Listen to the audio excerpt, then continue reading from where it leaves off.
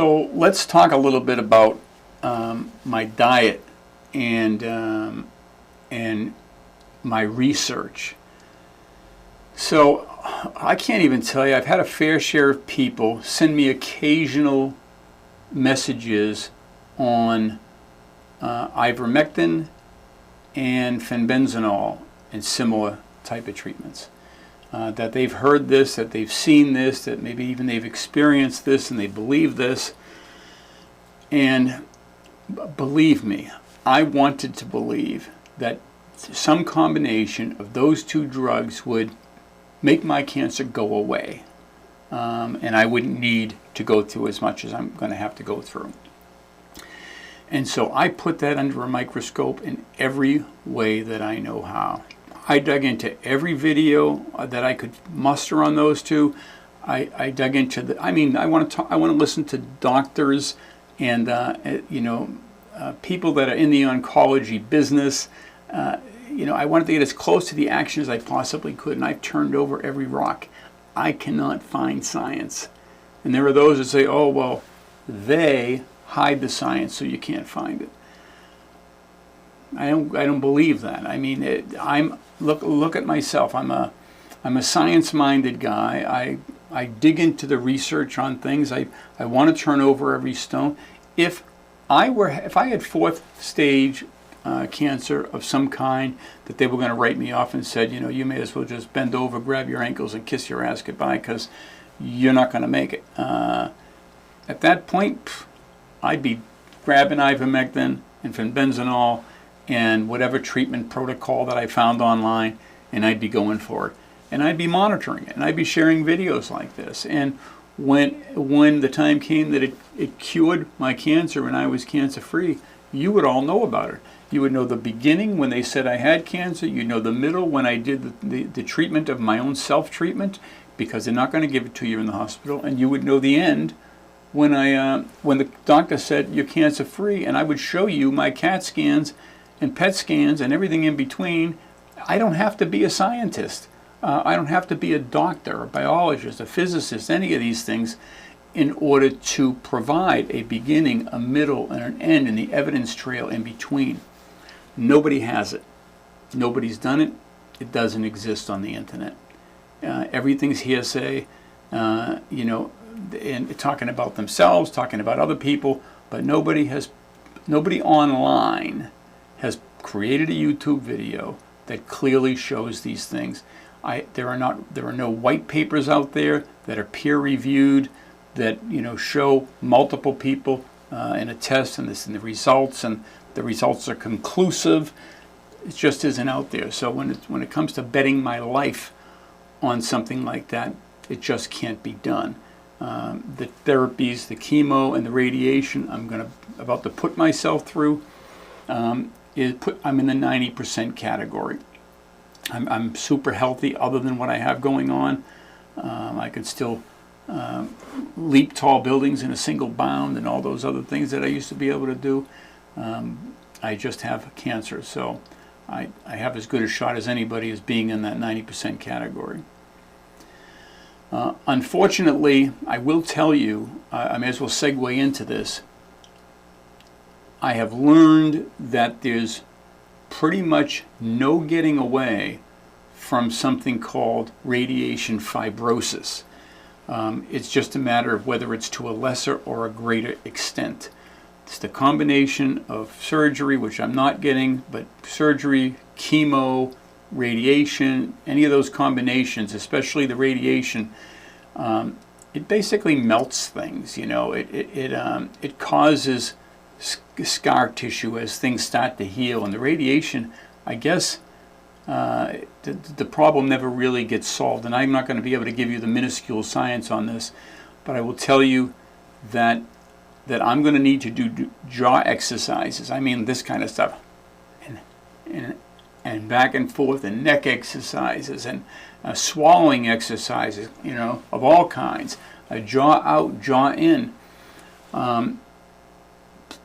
possibly every day for the rest of my life, based on what I've seen. Unless I'm one of the lucky ones and I don't get hit with it. 40% is the number that I heard as recently as today. 40% of the people that go through these things will certainly experience it. And if you don't, there's another one besides fibrosis. I can't remember. It begins with a T, timosis or something like that. That you've got jaw opening problems where you can't open your jaw more than just a little bit. So you need to be able to open your jaw enough. You can try this at home, that you can fit. Most people should be able to fit 3 fingers in the open mouth. All right, so that's what you should be able to do. There are those that have bigger hands and it won't be quite that, but when it's all said and done, if you don't do these exercises and the fibrosis sinks in, you're not going to be able to get your jaw over a certain bit. There are people that they can no longer go to the dentist and get normal dental work done because they can't get in there.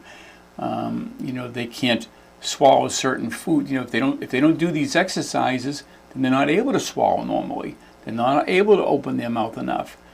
And the hardest part for me to hear, and I heard it in person from my speech pathologist, who I like very much. She's a really sweet, empathetic. She's very knowledgeable, sharp, professional, all those things. But she's the only one among them. I will say, Dr. Rodriguez, I felt that to a lesser degree, but it was there. But there's something more heartfelt, more compassionate, that they see you as a person and not just the next person on their schedule or the next number or the next patient. And I don't blame them. I guess people get glossed over from seeing the same thing over and over every day, all day, right? But I really appreciate when you feel like somebody sees you and that they really want to see you survive it. And in her case, she was the first person to tell me, you're not, nobody gets away from this. You're going to have fibrosis and you have to do these things every day for the rest of your life. I hope she's wrong. But it was a shock. And, we're starting to feel like the treatment is not worse than the disease, but it's going to be up there. And then I started studying it, and the fibrosis it could be years later. So you can never really let your guard down. It can creep in over a long period of time. It could be that 6 months in and that's the end of it, as long as you keep the stretches going. But I got to tell you, if you see me walking around with a tennis ball in my mouth, you'll know why. But I'm going to be paying attention to it, and I'm going to do everything that needs to be done. Hydration's a big deal. You've got to keep a lot of fluids in your body after you go through this process. Your body's using a lot more energy. I'm going to have to keep my calories up. But I would like to talk a little bit about diet and some of the science that I've been digging into. So one of the rocks that I've turned over uncovered a doctor by the name of Thomas Seyfried, Seyfried, I believe. Actually, Professor Thomas Seyfried. It's really funny. My brother Steve said to me, he's like, we're always thinking of Siegfried and Roy, and so that's so hard stuck in our brains, Siegfried, that you can't say his name. I think he's right. But he's a very well-respected professor who is a professor at Boston College. I believe it's Boston College or Boston University. And he's been in this business since the 1970s. I can't recall his actual title, what kind of a biologist that he is, or what realm, but he puts things under an electron microscope, and he is investing all his time in cancer, something called cancer as a metabolic disease as opposed to a genetically predisposed disease. And he was one of the many studies that I came across as I was researching this, and it's the one that made the most sense. He's put cancer cells under a microscope, and now, there's mice in the lab. I don't know if there were cancer cells on a slide or on the live mouse or exactly how this happens. I got to tell you, I'm completely conflicted with the idea of using animals for these kinds of treatments. I just feel like there's enough humans in the world that are at stage 4 or whatever it is, or enough prisoners that are getting a death sentence. I feel like there's got to be better ways than to be the monster of every other animal's existence. But that's another story for another day. As much of an animal lover as I am, it always breaks my heart. I see the monkeys, I see the beagles, and and all the other animals that are subjected to this kind of stuff. That said, he's got the cancer cells as a subject of study. It's already a known thing that all of our cells, yours, mine, and theirs, require glucose as an energy source. Now, the short version of it is, and I'm not a biologist, I'm only going to be able to parrot what I think is what I've learned, which is that the mitochondria in your cells, and you may remember the little color pictures of cells when you were in grade school of the mitochondria bouncing around inside that cell. And they are described as organelles. In much the same way we have organs in our own body, these organelles are the different parts of a cell. I presume the nucleus is an organelle itself, and the various parts of the cell itself. But these mitochondria, they convert whatever the cell takes into ATP, if I understand that right. And ATP is the energy source of your body. It's the energy, it's what we need to do our thing. That the cell needs to bring in glucose and something called glutamine for the mitochondria to make the ATP and the energy we need to survive. The cancer cells that he put under a microscope, he had intentionally denied glucose as an energy source. And I guess nobody knew, or pretty much nobody knew. He was certainly surprised, because up till then I think they thought glucose was the only energy source required, perhaps for all of our cells. And when he removed the glucose, much to his surprise, the cells stayed alive. And I do recall that. He was surprised by that, so it must not have been a known. And so then he went into a study as to what it was that was allowing those cells to continue to survive. They were surviving, but less so. They were still growing, they were still multiplying, but not at the same rate that they were with glucose in the picture. And then he discovered that the other chemical or the other ingredient was glutamine. Now he goes on to say that you can't really deny, now if he took away glutamine, which he did, and glutamine was taken away using a drug called Dawn, which evidently affects the cell's ability to take in glutamine. It's a glutamine blocker. And there's no natural way to accomplish that. It has to be done with drugs. But if you take away both of those, the cancer cell dies. That's the end of it. Toast. We need things to survive. It needs things to survive. Those are the two things, one or the other or both, it needs to survive. And it usually uses both, as does all the rest of our cells in our body. But it still hobbles along with glutamine and will continue to do its nasty job. So he has a formula where he calls it press pulse that he has used in the laboratory, and it worked and it was effective. But it's on a mouse, and it's a different animal. And to put things in proper perspective, a mouse's heartbeat, where ours might be 100 beats a second, theirs might be 1,000 beats a second. So there's a lot of difference between our two bodies and the way that we do things. And so, a very small amount of whatever the drug is to stop the glutamine might be enough to stop our hearts. Who knows? So humans have not been put into these studies.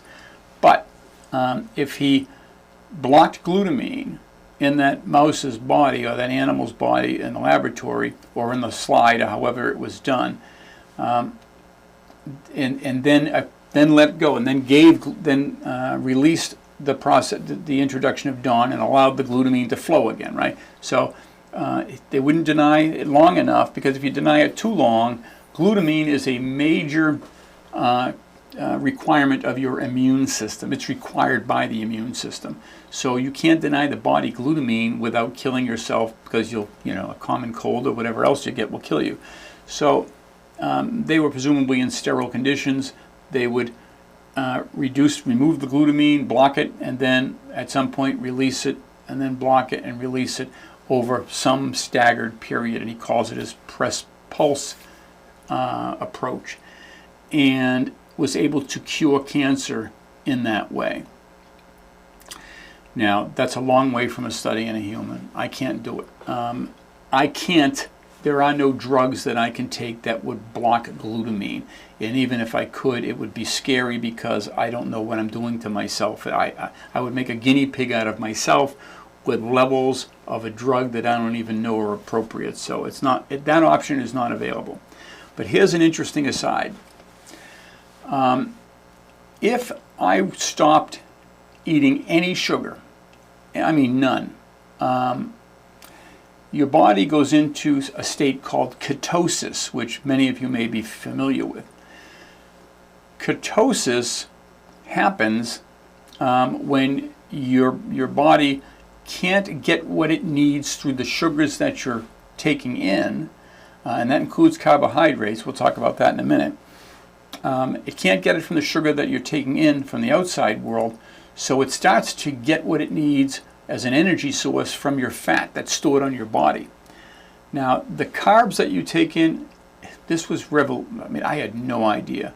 I've heard carbs get converted to sugar. Well, you may as well, you should say carbs are sugar. It's the same end result. It's 100% of the carbohydrate that you ingest is getting converted to glucose, to sugar. So your bowl of rice, your mashed potatoes, your whatever it is you're getting, all the carbohydrates. Now, a mashed potato might not be 100% carbs. It's maybe other things, but whatever percentage of it is carbs is sugar. So everything that's carbs is sugar, and your body doesn't need that much sugar. Well, before I go off the rails too much, let's get back to this. When you prevent yourself, I used to go on a water diet for 2 and sometimes 3 days, and my body would go into ketosis, which means I had no sugar coming in, I had no food coming in, so I certainly had no sugar, no carbs being converted to sugar. So my liver, and I learned this along the way here, starts to convert your fat, of which I had plenty, into ketones. So some, part of the fat or all of the fat is converted into ketones, and those ketones float freely through your body and take the place of glucose as an energy source. So now all of your cells are living off of ketones instead of glucose, or at least the vast majority of it. I understand there's some small measure of glucose that your body creates, but by and large, your new energy source is ketones. Your cells, in fact, thrive off of ketones. Your brain cells, your body cells, they perform remarkably better. I know, I can speak from experience, on a 2 or 3 day fast, I am mentally sharper, I am physically sharper. Everything about me feels more energetic. I think a day and a half to 2 days in, you feel like you snorted a line of cocaine. I mean, not that everybody's done that, but for those who have, that's what it feels like, supercharged. And as we speak, as I create this video, I'm on the ketosis diet. I'm experiencing those higher energy levels.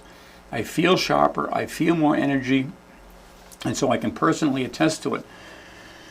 The interesting thing is, cancer cannot use ketones.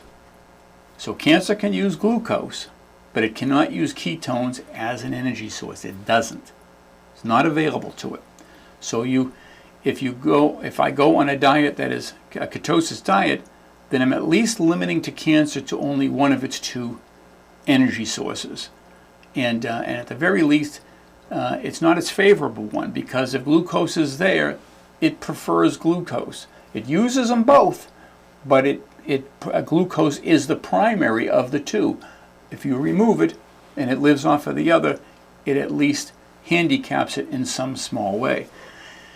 This has not been dug into on a level that I can provide you with any more science than Professor Seifried.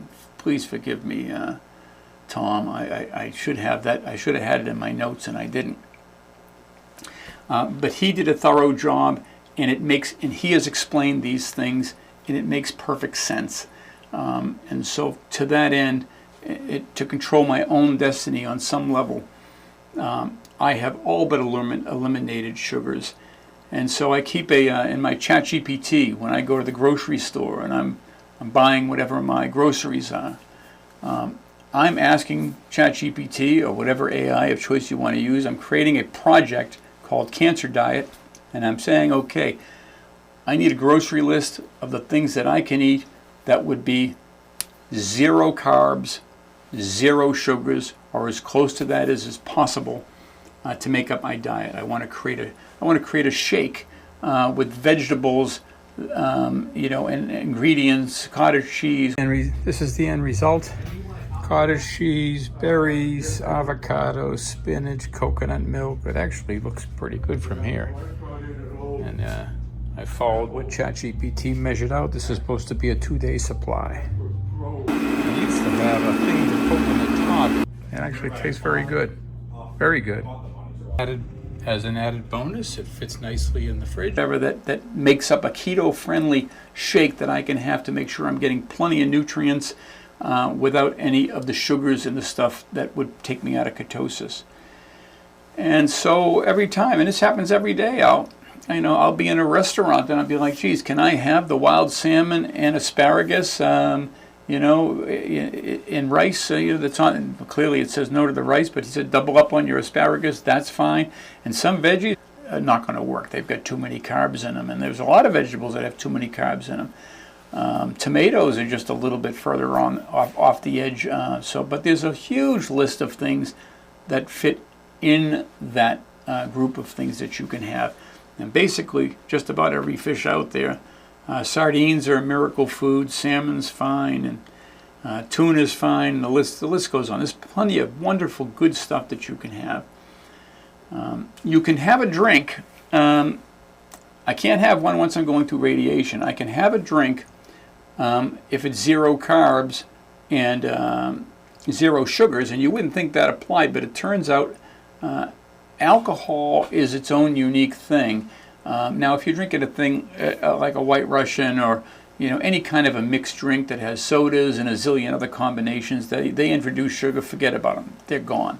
But straight whiskey, straight vodka, I think straight tequila, gin maybe. I don't know. I didn't look that one up. I only care about the whiskey and vodka because those are two that I might enjoy. And if I drink one of those and use like soda water with lime, very clean drink, ketosis friendly, but your body it's important to note you set back your ketosis a little bit, because your body wants to, it will use alcohol as an energy source before it uses your ketones. I believe that was the effect. Actually, the actual wordage was it will metabolize alcohol before it metabolizes, I can't remember if it was fat. I think that was it. It'll metabolize the alcohol before it metabolizes the fat, or something to that effect. Bottom line is you delay, you at least put on hold your ketosis at that moment, because your liver, that's right, your liver is no longer pulling from the fat. The alcohol becomes the energy source. I think that's what it is. So, be that as it may, I have had a drink the last couple of nights and thoroughly enjoyed that. But once I get into radiation, I'll be done with the alcohol, because just as your whole body is affected when you drink alcohol, you drink too much of it, or any amount affects you on some level. Well, all your cells, every cell in your body, everything's touched by it. And so as you uptake it, your immune system that has a job to do is not as focused on its own job. It starts to, be like flying a plane while you're drunk. Oh, well, we'll worry about that cancer stuff later, and whatever else he's got going on. We're just enjoying the ride in the alcohol bath. So, yeah, no alcohol while you're going to radiation. So I have a date, June 22nd, this month, about a week from now. I go in, they'll pin me down under my mask, and they'll begin radiating my neck up in this area, and it'll be what it'll be. That same day, I get my first chemotherapy treatment, and then I'll be more of an expert on what that's like when I come out. I do have one question that's unresolved on the chemo, and I did send a note to my doctor last week. I haven't heard back. Hopefully I'll hear back tomorrow, because I'm very interested in his thoughts on this. There are two methods of chemo. One is a 3-time shot, one at the beginning of your radiation therapy, one in the middle of your radiation therapy, and one at the end of your radiation therapy. The other kind is given to you once a week for the 6-week period. So it's twice as many times, but the strength is less each time. And I think the cumulative number is actually less when it's all said and done. But the single 3-time dose is a much heavier punch. And it's my understanding that the side effects, the long-term side effects that come with the heavier punch, the 3-time deal, is greater because of that higher dose and that heavier hit on your system. But yet, my oncologist recommended that early on, in part because of my apparent good health and my ability to withstand the extra punch. But I don't know if she did that just for convenience purposes, so I didn't have to go through as many treatments. It wouldn't take as much time, although I appreciate that. My focus is on, which does the better job for curing the cancer. That would be number one.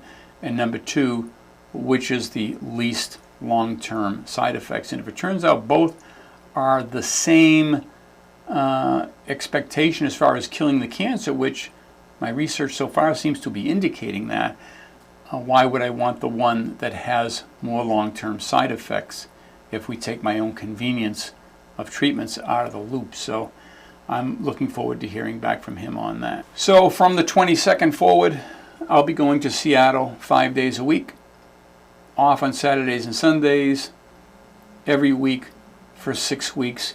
It's about an hour and a half to 2 hour drive to get down there. It's about the same to get back when I consider traffic. It's going to be extremely disruptive to my personal life and my business life.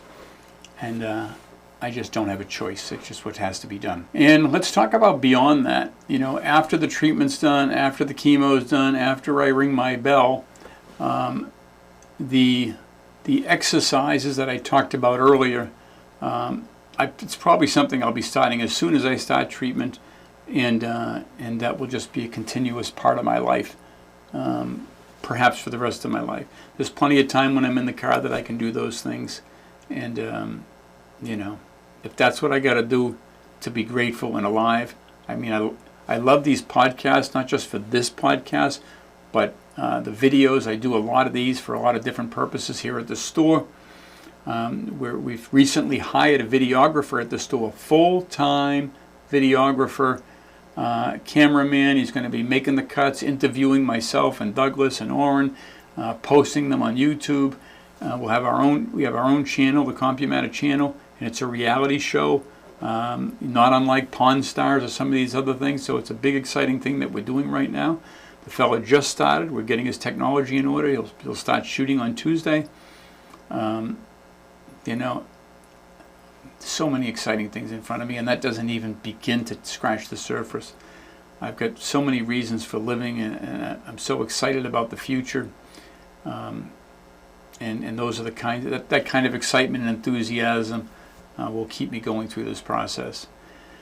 That's it. There's probably a lot more I could talk about. As my brother Steve says, I love to talk. I never run out of things to talk about, and he's probably right. But I don't want to leave here without mentioning the rest of my family. I love you all, and I appreciate the phone calls that I've gotten. Brother Bill, I appreciate you sending the mango up.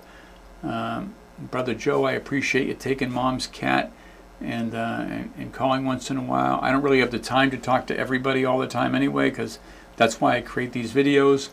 But I know, Mark, Laura, Audrey, Debbie, I've got 7 siblings. I know you all love me, and you're with me all the way. I love you all. I love the rest of my family and all my extended family and all my friends, the friends I have breakfast with, the friends that are beyond that. I haven't published this on Facebook at this stage of the game. I may once it's complete, because I think it'll benefit a lot of people. But I don't need to go for the sorrow ride at Facebook on a regular basis. This is, like I said, mainly to get it out to the masses, my immediate family, and the family the people that care the most, and then for other cancer patients that find this channel that will know through my postings what they can expect in great detail. I'd like to thank one other group of people, and that is the nurses and doctors and clinicians along the way who have said it's okay for me to record conversations, that have themselves taken my phone and taken pictures of me at different points in this process, so that I can make things more obvious to the people watching this. Thanks, everybody. Bye-bye.